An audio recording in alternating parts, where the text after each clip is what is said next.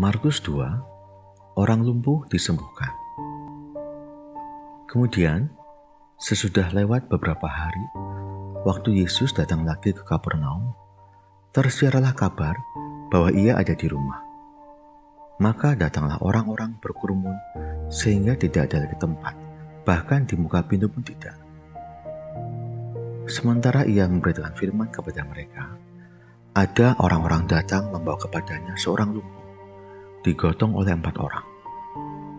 Tetapi mereka tidak dapat membawanya kepadanya karena orang banyak itu. Lalu mereka membuka atap yang di atasnya. Sesudah terbuka, mereka menurunkan tilam tempat orang lumpuh itu terbaring. Ketika Yesus melihat iman mereka, berkatalah ia kepada orang lumpuh itu, "Hai anakku, dosamu sudah diampuni." Tetapi di situ ada juga duduk beberapa ahli Taurat. Mereka berpikir dalam hatinya, mengapa orang ini berkata begitu? Ia mujizat Allah. Siapa yang dapat mengampuni dosa selain daripada Allah sendiri?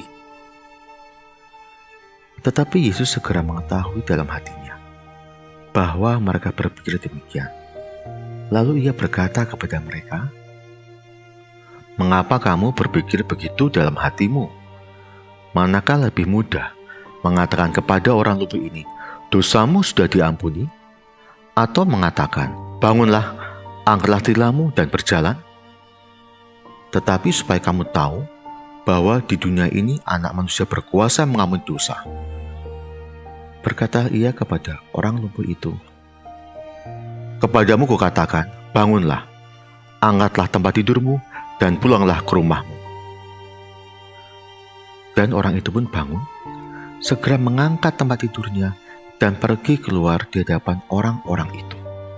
Sehingga mereka semua takjub, lalu memuliakan Allah.